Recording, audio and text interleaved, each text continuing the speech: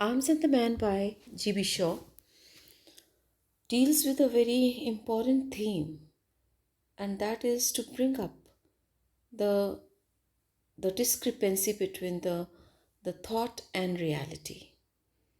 War is thought to be a kind of idealized version of man's desires. War is considered to be a very noble activity, um, a matter of bravery, a arena where people can show their bravery. But the reality of the war is something else. So G.V. Shaw, through the characters of Blunchley, through the characters of Sergius and Petkov, he brings up the discrepancy between the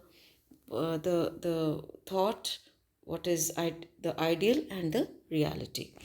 So the realities of war is one major theme in the play. uh, when Catherine and Reina, in the very beginning of the play, they are imagining war, they picture something very, something very ideal, something very noble, in which, brave and handsome, dashing officers, they are fighting in a very honorable way in the battle, right? So the ultimately what is to be seen is that the reality of the war actually is nothing like that. It is far from this romanticized version, right? So because in the very beginning, the Bulgarian soldiers are seen to be uh, you know fleeing. They are hunting. Bulgarian soldiers are hunting and killing all the Serbian soldiers they had defeated and who are fleeing to escape from the clutches of death. So this is a city with a locality, and what is happening is they are, brutally, they are running in the streets to save their lives, and wherever they are spotted, they are killed in a very brutal manner. So once, Captain Blunchley, he appears in Raina's bedroom, he becomes a kind of a messenger, a spokesperson who speaks on behalf of the author, the writer, about what the reality of the war is. So we find him telling Raina that what she is imagining about the war is nothing like the reality of the war.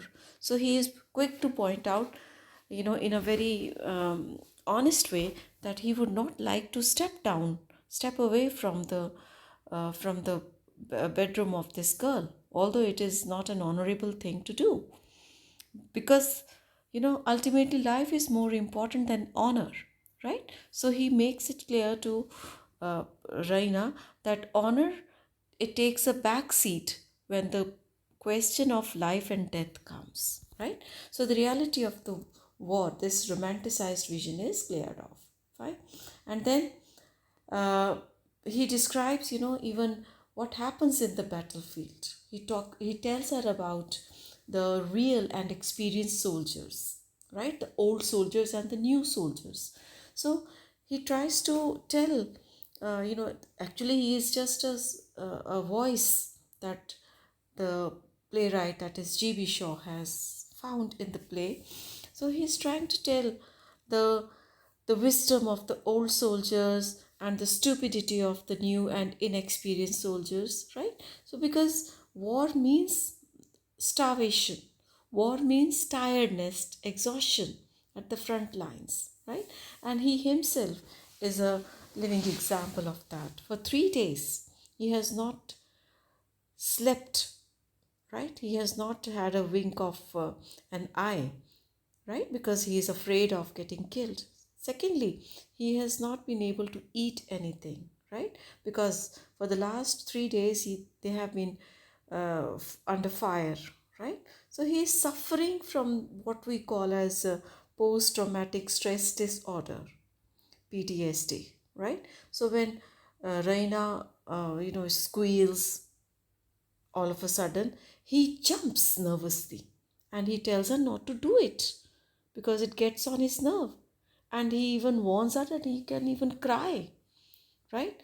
So he's not, you can say that he is man enough to admit that he is at this point of his career feeling very weak.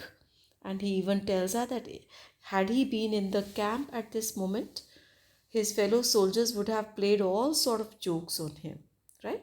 So we find that during the description he gives, that what Reina was considering to be the most glorious moment of the war, that is when Sergius he embarked on that victorious attack, right?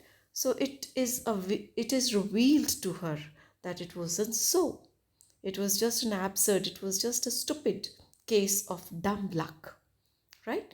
And later on, even Captain Blunchley, he helps Major Petkov and Sergius in their, what they're planning to take out the soldiers in a very safe way, through the safe route, through the shortest route, so that the troops should not starve, they should not suffer. So he's the one who's planning all that. It entails, a lot of planning, right? So we find that these are the realities of war, right? And then because the play has begun with the aftermath of the Serbo-Bulgarian War, we don't experience any battles as such, only a grinding, a very alarming post-war reality where hunger and death are always seen lurking in the background. So these pictures in the play, they successfully remove all the romantic notions about the war. We find even Sergius put off from the war because he has decided to quit war, right? But his reasons for quitting war are slightly absurd because he's not being granted a promotion, because the he might think that he has done something great for his country by bringing victory to the country, but his officers, they know what a stupid act it was, right? He had taken all the soldiers, his fellow soldiers, into the jaws of death, right? And that is why, and moreover he had not obeyed the orders by his superiors. So all these things are the realities of the war. So we find, although the play, it has a humorous background, but the reality of the war, it is very conspicuously given, presented by G.B. Shaw in the play. Thank you so much. That is all for today.